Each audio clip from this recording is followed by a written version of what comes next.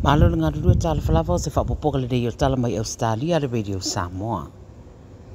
O le so le fola sia mai le tala whaatau le tupe le tunu mai tali tonu to tele i lātou e peo tamaiti a onga i lātou lo maua benefiti ma le autitongi la fonga o le aono benefiti tele mai le tala le tupe. O fofua le asau no iei le tau tupe o Team Chalmers i le whiawhia nā nei a lo nofu tapo i pele to tele matali tali pe iei ni vaenga o le paketi mo se wha mama venga. Safta waina mai vai aso ua te au le asi tia le benefiti e meise le au pensiona e meise le pisosoani tamiti a onga ia lātou no ngā tupe whatasi ai mai lātou lo seiri ngā luenga. Vai mai le tau tupe o le amanino uma ia tūlanga i se teimea le utoi mamao. O lo whanga soro sue ngā leo i Brisbane i le sa idio se tasi po nisi no so wha ia se tamai ta ia o anga iatu sana Samalinga vai mai leo le awala o le Cockatoo Trail i Mount Kuta li tu sifo le ayo Brisbane na mawane e ai li poti o se tamai ta iwa tau mawhai se tasi e whao 5 mātanga iai ai pea ma le 2 mon tupu tau sanga le matua.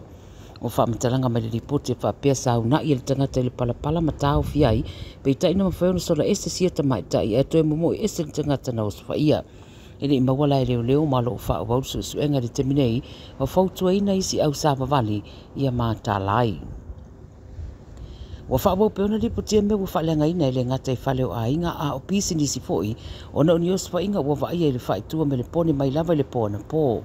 Whai mai le se 9 News i le tāona le la o le isi mata upe au fiengi ta avale se lua o susunuina whaaleanga toi ma se pai se whale i Essendon po le tau le lua i le babeaona le la. O le isi foi ari e whasu fitu tau sanga ma le tamaita e toru sulu lua tau sanga sa iei tu tonu o le whale lea ai le i whamnu alia peona ta ua le ripoti. O le isi whaalawalawe na tupu na usa sunuina fo isa isi ta avale ma whaalu sa o lava isi whale o loa la talatane i Meadows Height pe amare sultolu kilomita le mamao mai le mea sa iei le ta avale. Lo whaawau le soso isu enga le leo mta upu umanei ma lo mana o mia i fo le fisosoani a nisi e si la fia ni whamtalanga.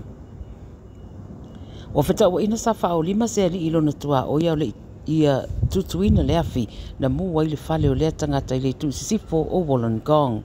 Whai mai le ripoti le 7 News ele na o le tasi se mōrianga o whaia nei lea tangata ele ngata ina wheta wa ina o mōrianga le whao o 5 au le tutuina o le afi.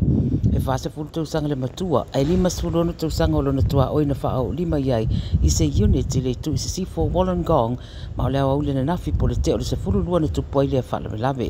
Tonga fitia paramedics le sa whao 5 iai lea tangata ma awei nā tuai foi i le whalemai mo le whaia o tonga fitinga. Ua whailo mai le 7 News se toi foi ane leo whaatara no le tangata leo lo ofta ua ina na whao 5 i le wā fia a usa sao atu le afi le unit sa au mawai le nā fia. Whengai nei la ma mōlianga peona ta watu mai le itariaina le tala i tua ma ufofua tura i le so i le whaamsinonga.